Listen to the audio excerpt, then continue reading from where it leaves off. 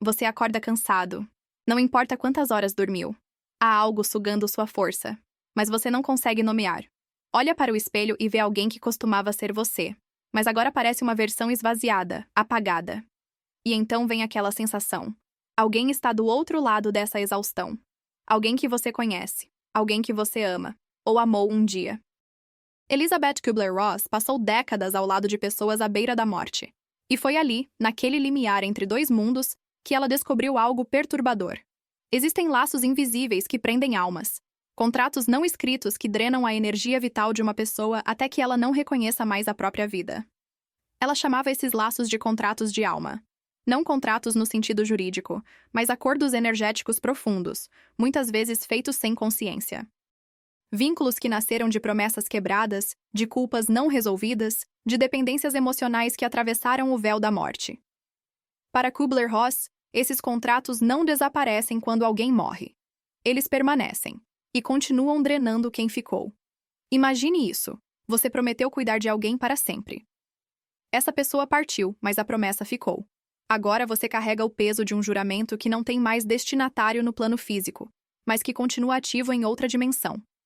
Kubler-Ross observou isso em pacientes que, mesmo após a morte de um ente querido, não conseguiam seguir em frente. Não era apenas luto. Era algo mais profundo, como se uma corda invisível os puxasse para trás toda vez que tentavam caminhar. Ela aprendeu que esses contratos podem ser herdados, renovados ou ampliados sem que a pessoa perceba. Às vezes, você assume a dor de outra pessoa como se fosse sua. Às vezes, você se torna o reservatório emocional de uma família inteira. E o mais inquietante, às vezes você faz isso porque uma parte de você acredita que esse é o preço para ser amado.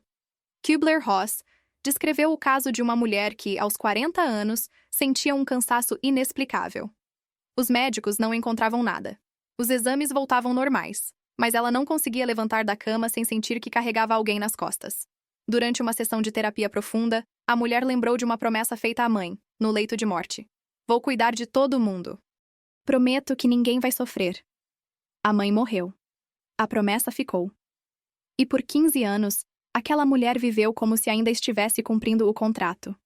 Ela era a que resolvia os problemas de todos, a que nunca dizia não, a que absorvia as crises alheias como se fossem dela, até que seu corpo começou a desligar.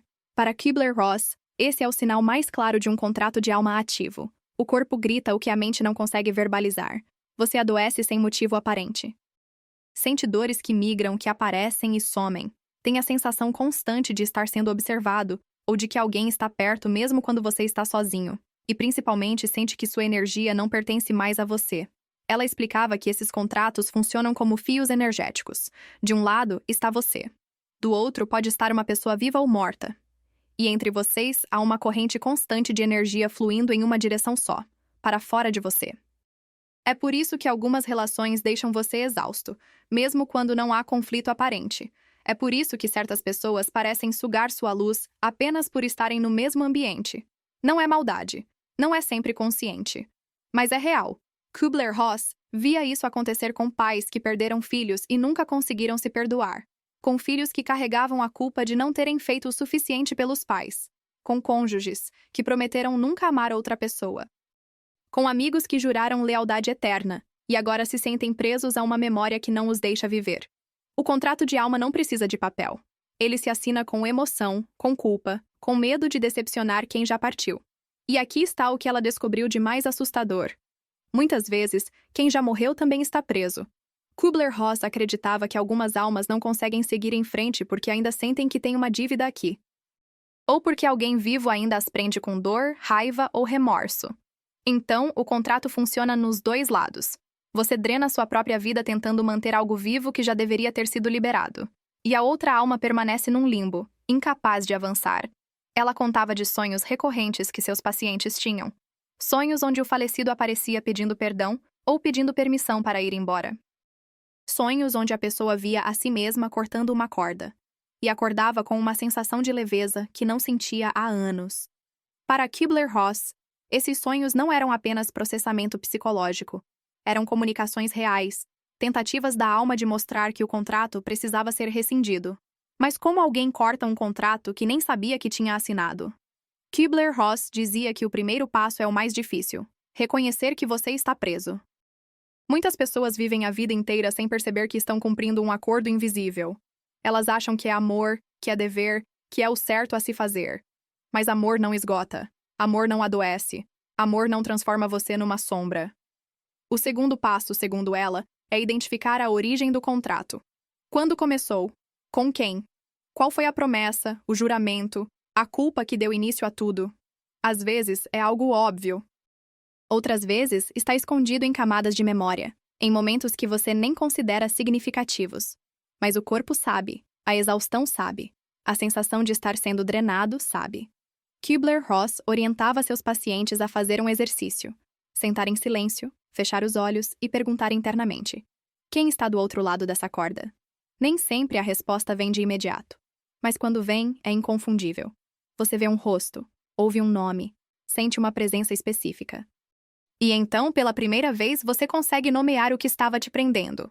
E aqui está algo que ela repetia: cortar o contrato não significa abandonar quem você ama. Não significa esquecer. Não significa que você não se importa. Significa apenas que você reconhece que o amor verdadeiro não exige sacrifício perpétuo. Significa que você permite que ambos, você e a outra alma, sigam seus caminhos. Ela acreditava que esse ato de libertação era um dos gestos mais amorosos que alguém podia fazer. Mas o corte precisa ser intencional. Precisa ser consciente. E segundo Kubler-Ross, precisa ser feito com o coração, não apenas com a mente. Você não pode apenas decidir mentalmente que está livre. Você precisa sentir a libertação. Precisa permitir que a dor, a culpa, o remorso saiam do seu corpo. E isso, ela alertava, pode ser aterrorizante, porque significa soltar alguém de verdade. Significa aceitar que você fez o que pôde, e que agora está na hora de viver sua própria vida. Kubler-Ross explicava que existem sinais físicos específicos que denunciam um contrato de alma ativo. O corpo, na visão dela, não mente. Ele grita quando a alma está sendo drenada, mesmo que você tente ignorar. E os sinais não são sutis. Eles são altos, persistentes e impossíveis de esconder quando você finalmente aprende a lê-los. O primeiro sinal é o cansaço que não passa. Não é aquele cansaço normal do dia a dia que desaparece depois de uma boa noite de sono. É um esgotamento que mora nos ossos, que faz com que você acorde já exausto, como se tivesse trabalhado durante toda a noite. Kubler-Ross via isso repetidamente em pessoas que carregavam culpas não resolvidas. Elas dormiam 8, 9, 10 horas, mas acordavam mais cansadas do que quando foram para a cama.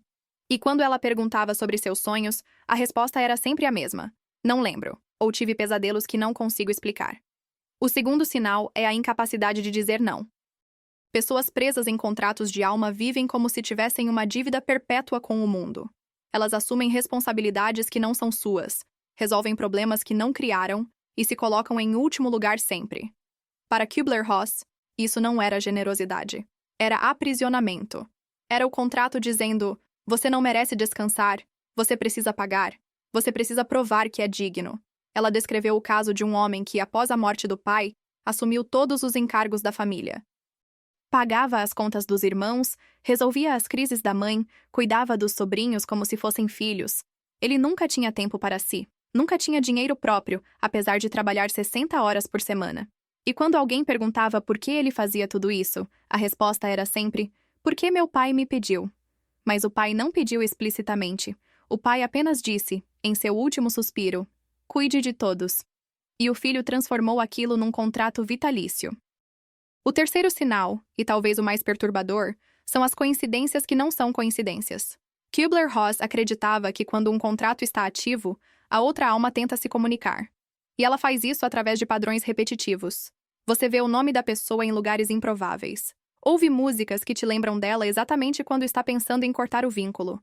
Encontra objetos que pertenceram a ela em momentos estranhos. Para a mente racional, é coincidência.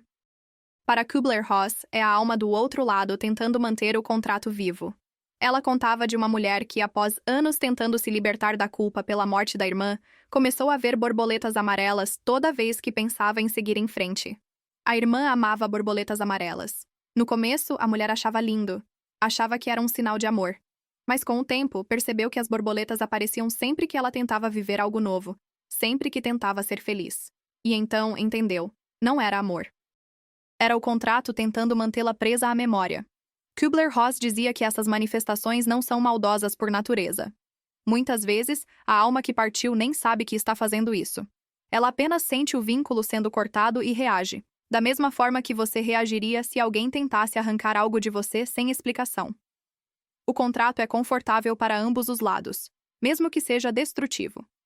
Ele dá ao vivo um senso de propósito distorcido e dá ao morto um senso de continuidade. Mas esse conforto, ela alertava, é uma ilusão, porque enquanto o contrato existir, nenhum dos dois está realmente livre. O vivo não consegue viver plenamente, e o morto não consegue seguir em frente para onde precisa ir.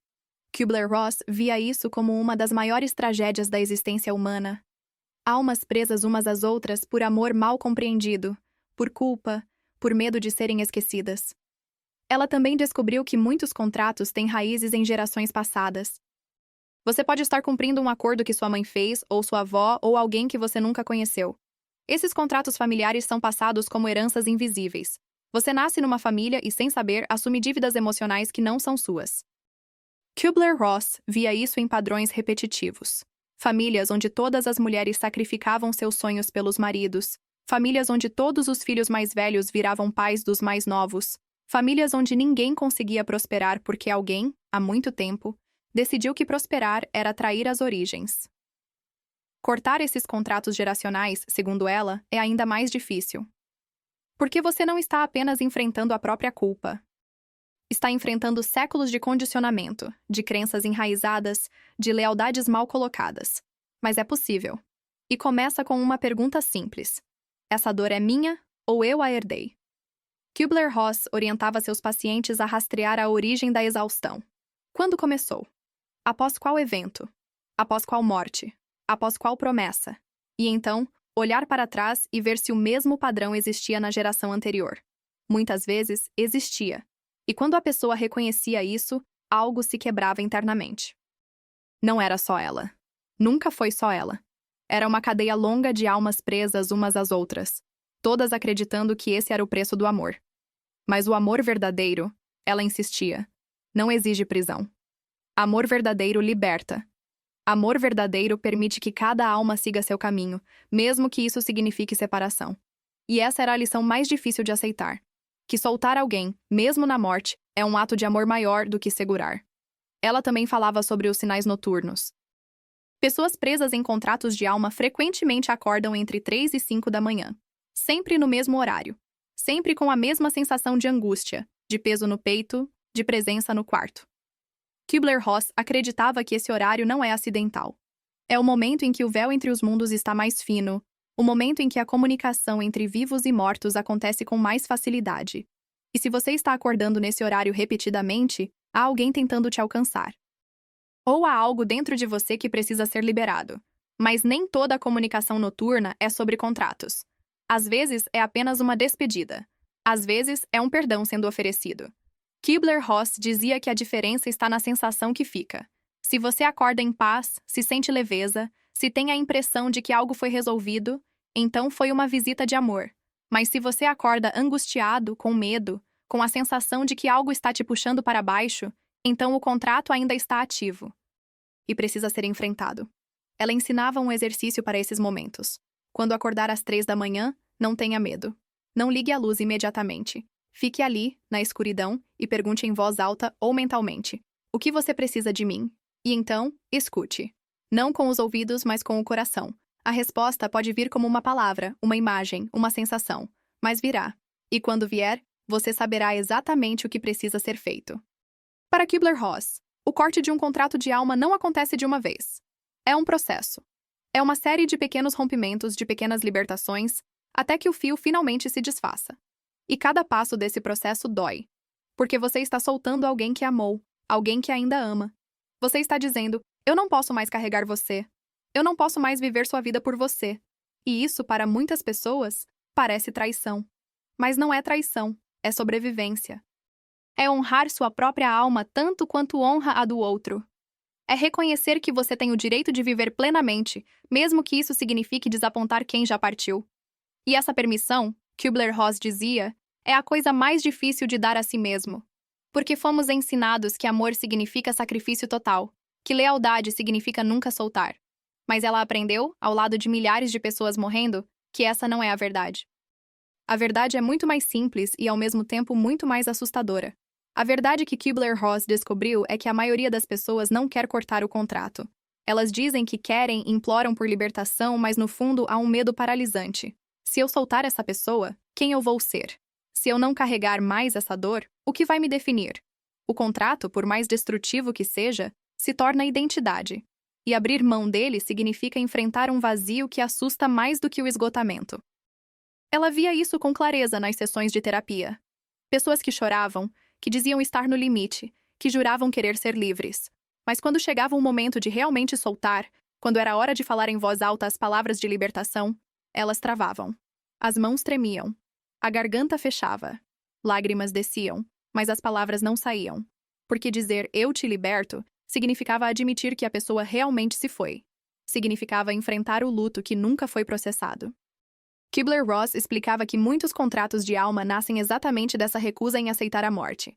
A pessoa parte, mas quem fica se recusa a deixá-la ir. Então cria rituais invisíveis, hábitos que mantêm o falecido presente.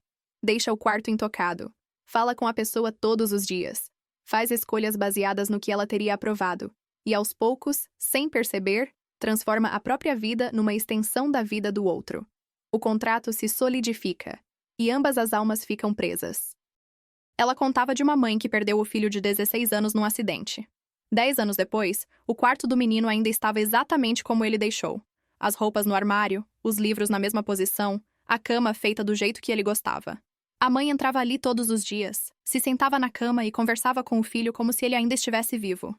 Para ela, aquilo era amor. Era a única forma de mantê-lo por perto.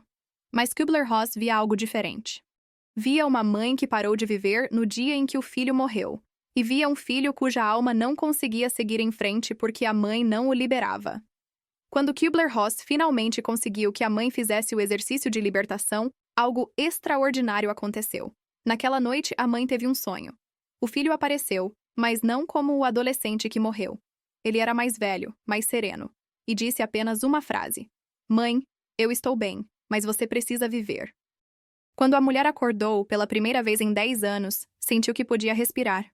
O peso que carregava no peito havia sumido, e ela soube, sem dúvida, que o filho finalmente tinha seguido em frente. Mas nem todos os contratos envolvem morte recente. Kubler-Ross descobriu que muitas pessoas carregam acordos feitos há décadas, às vezes desde a infância. Uma criança que promete nunca decepcionar os pais. Um irmão que jura proteger o outro para sempre. Um cônjuge que garante amor eterno, mesmo após a morte. Essas promessas parecem inocentes no momento, mas se transformam em correntes invisíveis que atravessam anos, décadas, vidas inteiras. E o mais perturbador, muitas vezes, a outra pessoa nem sabe que o contrato existe. Você pode ter feito uma promessa silenciosa, uma que nunca verbalizou, mas que moldou cada escolha que fez desde então. Kubler-Ross via isso especialmente em filhos que tentavam compensar algo que os pais nunca tiveram. Um pai que não realizou o sonho de ser médico, então o filho se torna médico, mesmo odiando a profissão. Uma mãe que sacrificou tudo pela família, então a filha faz o mesmo que isso signifique anular os próprios desejos. O contrato não precisa ser falado. Ele se inscreve na alma através de olhares, de expectativas, de silêncios carregados. Cortar esses contratos exige algo que Kubler-Ross chamava de coragem espiritual. Não é a coragem de enfrentar um perigo físico. É a coragem de decepcionar quem você ama, mesmo que essa pessoa já tenha partido. É a coragem de dizer: "Eu não vou mais viver a vida que você queria para mim. Vou viver a minha." E essa declaração, por mais necessária que seja, carrega um peso emocional devastador. Ela ensinava que o primeiro ato de libertação é reconhecer o contrato em voz alta. Não apenas pensar sobre ele, mas falar. Dizer as palavras para o universo, para a pessoa que está do outro lado, para si mesmo. Porque enquanto o contrato permanecer não nomeado, ele tem poder absoluto. Mas no momento em que você o nomeia, algo muda. Ele se torna visível. E o que é visível pode ser desfeito. O exercício que ela recomendava era simples, mas aterrador. Sente-se num lugar onde você não será interrompido. Feche os olhos. Visualize a pessoa com quem você tem o contrato. Veja o rosto dela, sinta a presença dela. E então, fale em voz alta. Eu reconheço que existe um contrato entre nós. Eu reconheço que tenho carregado algo que não é meu. E agora, eu escolho libertar ambos. Kübler-Ross dizia que, no momento em que essas palavras são ditas, algo se move no plano espiritual. O fio que conecta as duas almas começa a se afrouxar. Mas o corte não acontece imediatamente. Kübler-Ross alertava que pode levar dias, semanas, até meses. Porque o contrato tem raízes profundas, e cada raiz precisa ser arrancada com consciência. Cada vez que você se pega fazendo algo por obrigação, por culpa, por medo de decepcionar o outro, você precisa parar e perguntar: isso é meu ou é do contrato? E quando perceber que é do contrato, você precisa fazer uma escolha diferente. Escolher a sua vida. Escolher a sua energia. Escolher você. Ela também falava sobre os sintomas do corte. Quando você começa a se libertar de um contrato de alma, o corpo reage. Você pode sentir raiva sem motivo aparente. Pode chorar compulsivamente. Pode ter sonhos intensos onde confronta a pessoa, onde grita coisas que nunca teve coragem de dizer. Kübler-Ross via isso como parte essencial do processo. Não é um sinal de que algo está errado. É o sinal de que algo está finalmente sendo liberado. Mas há também a culpa. A culpa que vem em ondas que sussurra. Você está sendo egoísta. Você está abandonando quem te amou. Você não tem o direito de ser feliz enquanto essa pessoa sofreu. Kübler-Ross entendia essa culpa profundamente. Ela sabia que essa voz não é a voz da verdade. É a voz do contrato tentando se manter vivo. E a única forma de silenciá-la é continuar, mesmo quando cada célula do seu corpo grita para você parar. Ela dizia que o momento mais difícil é quando você percebe que está começando a se sentir melhor, que a energia está voltando, que você consegue sorrir sem sentir peso, porque nesse momento a culpa ataca com força total. Como você ousa estar bem? Como você ousa viver quando a outra pessoa não pode? E é aqui que muitas pessoas desistem. Voltam para o contrato. Voltam para a dor familiar. Porque a dor, pelo menos, é conhecida. Mas Kübler-Ross insistia. Se você voltar agora, será ainda mais difícil tentar novamente. Porque você terá provado para si mesmo que não é forte o suficiente, que não merece ser livre. Então, mesmo que doa, mesmo que pareça impossível, você precisa seguir em frente. Precisa continuar cortando, dia após dia, até que o fio finalmente se rompa. E quando o fio se romper, você saberá. Não é algo que precisa ser analisado. Você simplesmente acorda um dia e percebe que o peso sumiu. Que você consegue pensar na pessoa sem sentir dor paralisante. Que consegue viver sua vida sem pedir permissão aos mortos. E nesse momento, segundo Kübler-Ross, ambas as almas finalmente respiram. Porque a liberdade não é egoísmo. É o presente mais generoso que você pode dar a alguém que ama. Se este vídeo está tocando algo profundo em você, se você reconhece os sinais de um contrato que tem te drenado, inscreva-se no canal agora. Deixe seu like, porque nas próximas partes você vai descobrir exatamente como executar o corte, passo a passo, e o que acontece depois que você finalmente se liberta. Kübler-Ross ensinava que existem 3 camadas num contrato de alma. A primeira é a camada emocional, a culpa, o remorso, a promessa não cumprida. A segunda é a camada energética, o fio invisível que conecta você a outra pessoa, drenando sua força vital. A terceira, e a mais profunda, é a camada espiritual, a crença de que você não tem o direito de viver plenamente enquanto o outro não está mais aqui. Cortar apenas uma camada não resolve. Você precisa desmantelar as 3, e na ordem certa. Ela começava sempre pela camada emocional. Porque é a mais acessível, a que você consegue nomear. E nomear, para Kübler-Ross, era o primeiro passo de qualquer cura verdadeira. Então ela pedia: escreva uma carta para a pessoa com quem você tem o contrato. Não uma carta bonita. Não algo que você mostraria para alguém. Uma carta brutal, honesta, onde você coloca no papel tudo o que nunca disse. A raiva, a mágoa, a exaustão. O quanto você está cansado de carregar o peso dela. Muitas pessoas se recusavam a fazer isso. Parecia desrespeitoso, cruel. Como você pode escrever com raiva para alguém que morreu? Mas Kübler-Ross insistia. Se você não liberar a raiva, ela vai continuar te consumindo por dentro. A raiva não processada não desaparece. Ela se transforma em doença, em depressão, em autodestruição. Então escreva. Grite no papel. Xingue se precisar. Porque a pessoa do outro lado já sabe o que você está sentindo. Ela sempre soube. Depois de escrever a carta, vinha a parte mais importante. Queimá-la. Não guardar, não reler, não hesitar. Colocar fogo e assistir as palavras virarem cinzas. Kubler-Ross via esse ato como uma morte simbólica do contrato emocional. O que estava preso no papel agora voltava para o universo, transformado. E no momento em que a última chama se apagava, algo se liberava dentro da pessoa. Não era alívio imediato.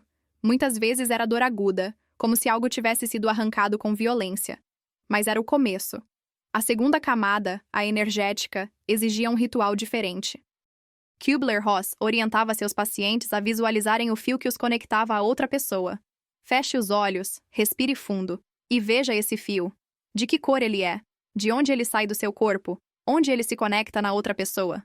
Alguns viam cordas grossas como cabos de aço, outros viam fios finos mais infinitos como teias de aranha. Mas todos viam algo, porque o fio é real, mesmo que invisível aos olhos físicos. Depois de visualizar, ela pedia: agora, veja uma tesoura de luz nas suas mãos. Não uma tesoura comum, mas algo feito de pura energia, capaz de cortar o que é espiritual. E quando você estiver pronto, quando sentir que é o momento, corte o fio. Kubler-Ross alertava que esse ato não era fácil. Algumas pessoas levantavam a tesoura e não conseguiam completar o movimento. Outras cortavam, mas viam o fio se regenerando imediatamente. Porque a mente consciente pode querer liberdade, mas a mente inconsciente ainda está apegada. Então ela ensinava que o corte precisava ser acompanhado de uma declaração verbal. No momento em que a tesoura fecha, você precisa dizer em voz alta: eu te liberto com amor. Eu liberto a mim mesmo com amor. Nosso contrato está encerrado. E essas palavras, segundo Kubler-Ross, carregavam um poder que ia além da compreensão lógica. Elas informavam ao universo, ao campo energético, às almas envolvidas, que o acordo estava sendo rescindido. E o universo, ela acreditava, sempre honra essas declarações quando feitas com intenção pura. Mas mesmo depois do corte, podia haver resistência. Kubler-Ross via pessoas que faziam o exercício e, horas depois, sentiam o fio se reconectar. Como se a outra alma não aceitasse a separação. Ou como se a própria pessoa inconscientemente puxasse o fio de volta. Porque o vazio que fica após o corte é assustador. Você passa anos, às vezes décadas, com aquele peso. E quando ele some, você não sabe quem é sem ele. Ela dizia que, nesses casos, o ritual precisava ser repetido. Não uma, não duas, mas quantas vezes fossem necessárias. Cada repetição enfraquece o fio. Cada declaração de liberdade torna a reconexão mais difícil.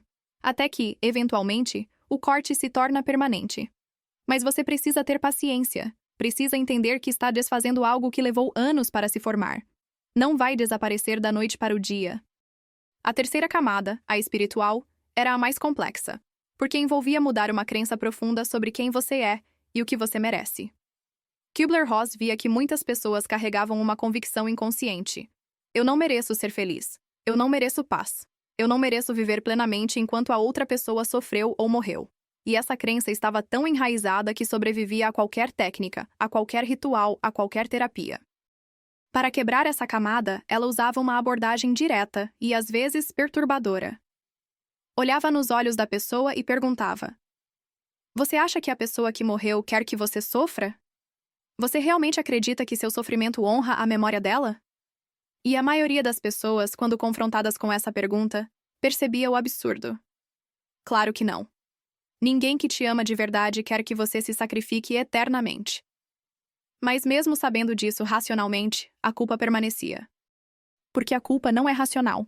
Ela é primitiva, visceral e se alimenta do medo. Kubler-Ross então fazia outra pergunta. O que você está evitando sentir? Porque muitas vezes o contrato serve como distração. Enquanto você está ocupado carregando a dor do outro, não precisa enfrentar a sua própria. Enquanto está cumprindo uma promessa impossível, não precisa olhar para o vazio da sua vida. O contrato te dá propósito, mesmo que seja um propósito destrutivo. E abrir mão dele significa enfrentar tudo o que você tem evitado. Ela via pessoas desmoronarem nesse momento, porque pela primeira vez viam a verdade. Elas não estavam presas ao outro.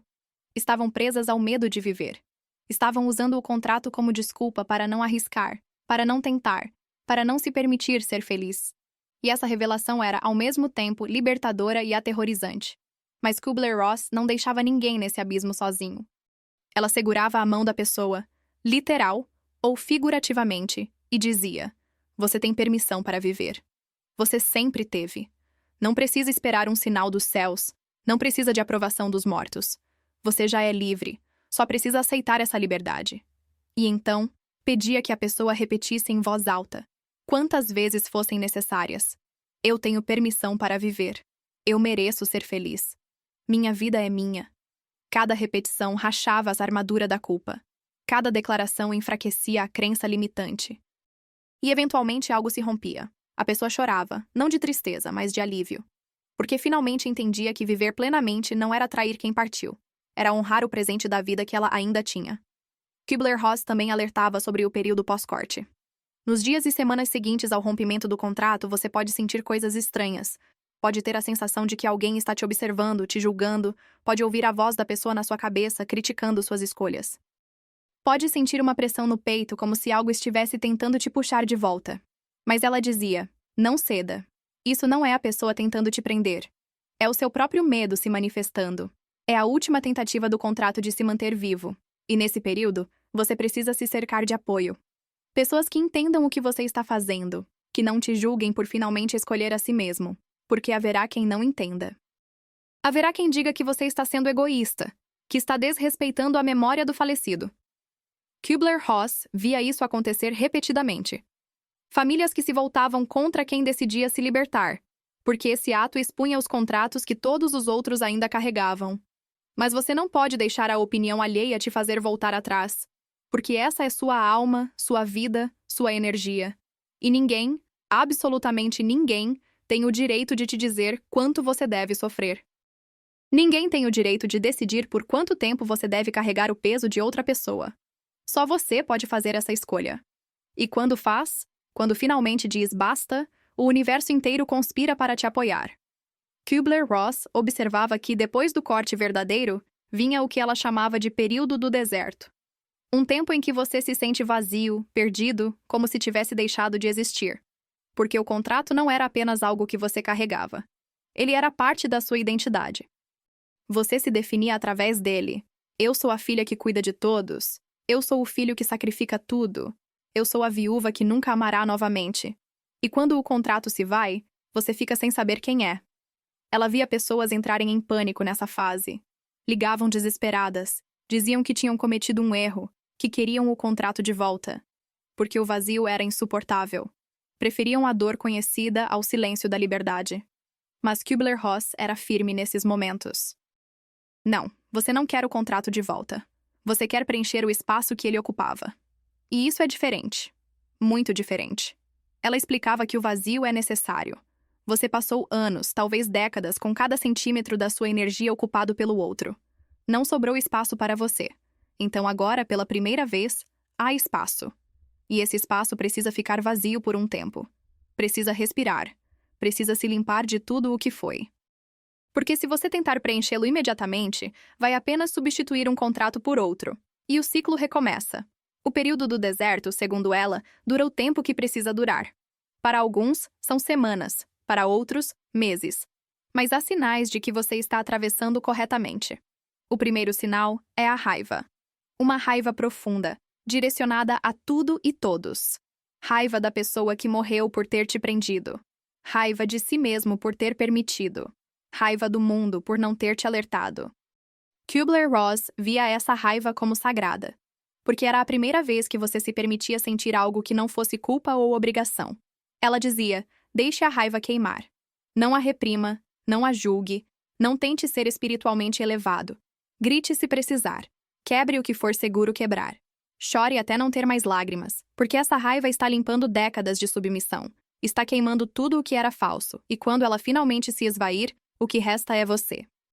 O verdadeiro você, que esteve enterrado sob o peso do contrato. O segundo sinal é a solidão.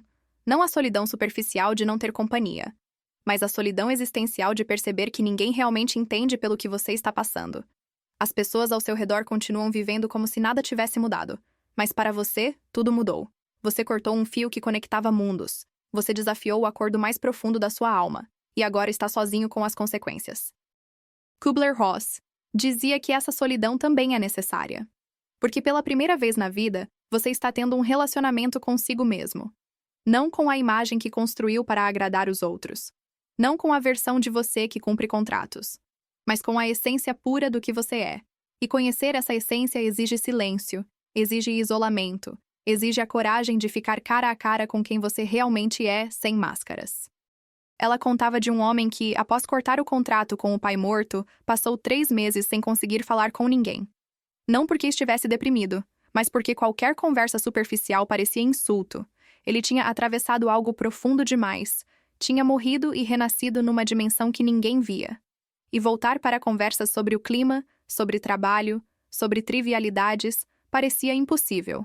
Kübler-Ross disse a ele: "Você não precisa voltar. Você só precisa esperar até encontrar outros que também atravessaram. E eles vão te reconhecer, mesmo em silêncio." O terceiro sinal é o teste. Kübler-Ross observava que, logo após o corte, o universo parece conspirar para te fazer voltar atrás. Situações surgem, crises familiares explodem, alguém te procura pedindo exatamente o tipo de ajuda que o contrato te obrigava a dar. E você sente a pressão, a tentação de ceder, de voltar ao papel antigo, porque seria tão mais fácil, tão mais familiar. Mas ela alertava: se você ceder agora, o contrato volta com força redobrada, porque você terá provado que não consegue viver sem ele. Então, por mais difícil que seja, você precisa dizer não, precisa manter os limites, precisa permitir que os outros enfrentem as próprias crises sem você como salvador. E sim, vai doer. Sim, vão te julgar. Sim, vão dizer que você mudou, que não é mais a mesma pessoa, e você vai responder, mesmo que apenas para si mesmo: exatamente. Eu não sou mais. Kübler-Ross via que os testes vinham em ondas.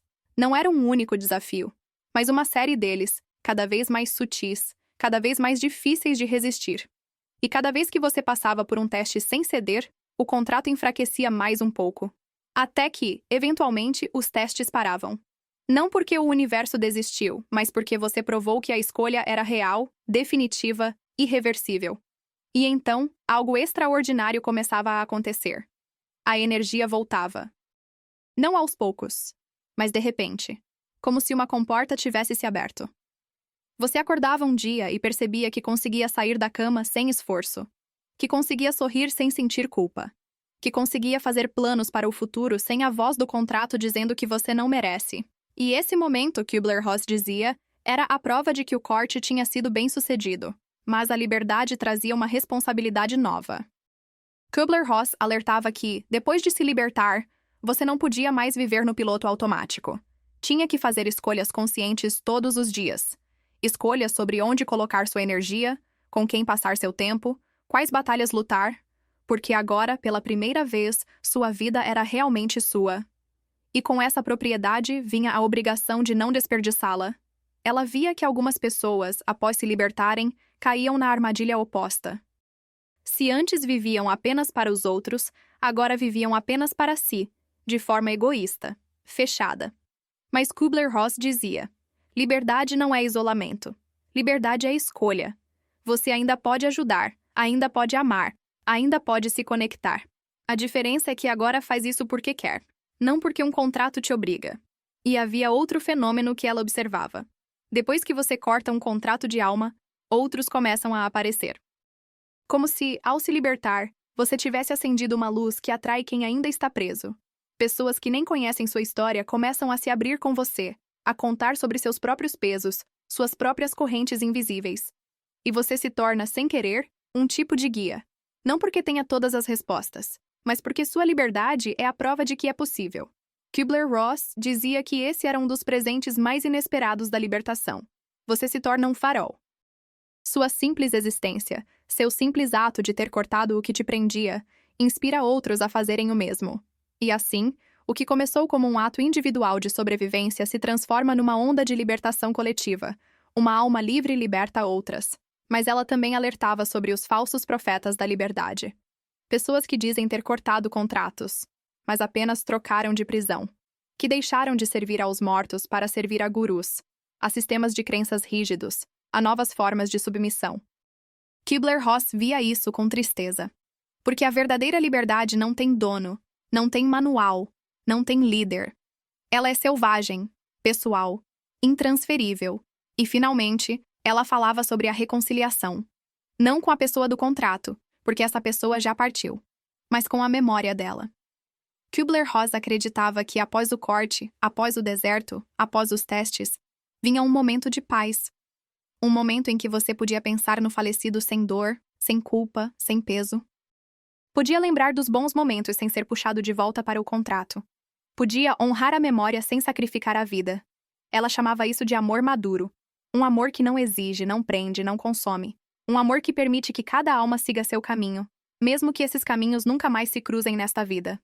E esse amor, segundo Kübler-Ross, era a forma mais elevada de honrar quem se foi. Não através do sofrimento perpétuo, mas através da vida plena, vibrante, livre. Kübler-Ross passou seus últimos anos refletindo sobre tudo o que tinha aprendido ao lado de milhares de moribundos. E uma conclusão sempre voltava, persistente como uma verdade que não pode ser ignorada. A maioria das pessoas não morre de doenças. Morre de contratos não cortados. Morre carregando pesos que nunca foram seus. Morre cumprindo promessas que roubaram décadas de vida.